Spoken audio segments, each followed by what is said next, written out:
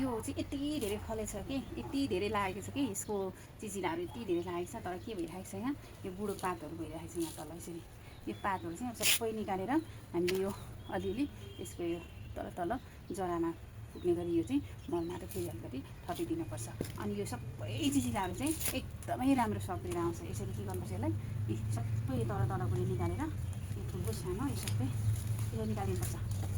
यहाँ तल चाहिँ खुल्ला हुनु पऱ्यो यो चाहिँ सबै निकाल्नुपर्छ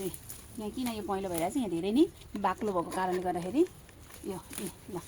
यसरी निकालेर अनि यहाँ अलिअलि मलमाटो थपेपछि चाहिँ फेरि के हुन्छ हाम्रो एकदम राम्रो यसको फल चाहिँ एकदम राम्रो हुन्छ पोटिलो हुन्छ फर्स्ट आउँछ भनौँ न अब यस्तो राखेपछि चाहिँ यो घारी राखेपछि चाहिँ यो फर्स्ट आउँदैन यहाँ तर हावा पनि पाउँदैन यसले राम्रोसँग अक्सिजन फेर्न पाउँदैन त्यो भएको कारणले गर्दाखेरि अब गरिसकेपछि अनि अझै हो त्यो सबै यो बहिनी लगाएको पातहरू जम्मै टिपिदिने यति धेरै चिचिला लाग्यो क्या यसरी यति धेरै लाग्छ अब यसलाई चाहिँ एकदम राम्रो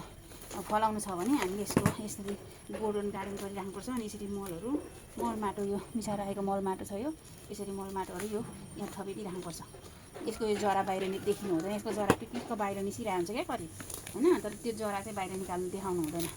यसरी हामीले गोड्यो भने चाहिँ हामीले चाहिँ पछि लास्टै राम्रो फल्छ यो चाहिँ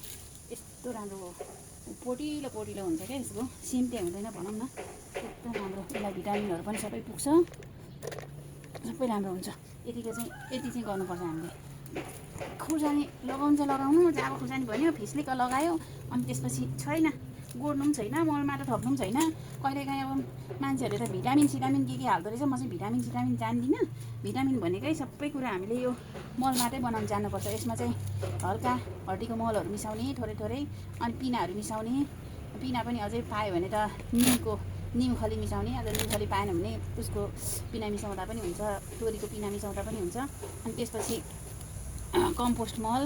अनि यो पत्करको मलहरू यो सबै मिसाएर चाहिँ राखेपछि चाहिँ रोग किरा पनि लाग्दैन भिटामिन हाल्यो औषधि हाल्यो के हाल्नै हुँदैन त्यो पनि हाल्नु हुन्छ यति राम्रो भइरहेको छ होइन यति राम्रो भइरहेको छ ल यस्तो राम्रो यो चिचिला पनि यस्तो राम्रो लाग्छ है ल यस्तो राम्रो भएको छ क्या अब यो यस्तो हेल्दी छ है छन चाहिँ अब तलबाट यसरी सट्ट यो निकालिदियो यसलाई यस्तो तलको हाँगा पनि जम्मै निकालिदियो हुन्छ यो खासै फल्दैन त्यसले चाहिँ मल माटोहरू खाने काम मात्रै गर्छ त्यो भएको कारणले गर्दाखेरि यो तलको यो टाकटुक निकालिदिने यसरी डाङडुङ निकालेपछि अनि फेरि अनि यहाँ चाहिँ थप्नुपर्छ यसो गरेपछि यहाँ जरा निसिनु लागिसकेको छ अब यसलाई फेरि के गर्नु पऱ्यो माटो यो मल ट्याक्क यसरी राख्यो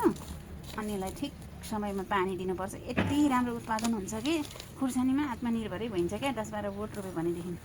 ल केही गर्नु पर्दैन है यति गरेपछि सक्यो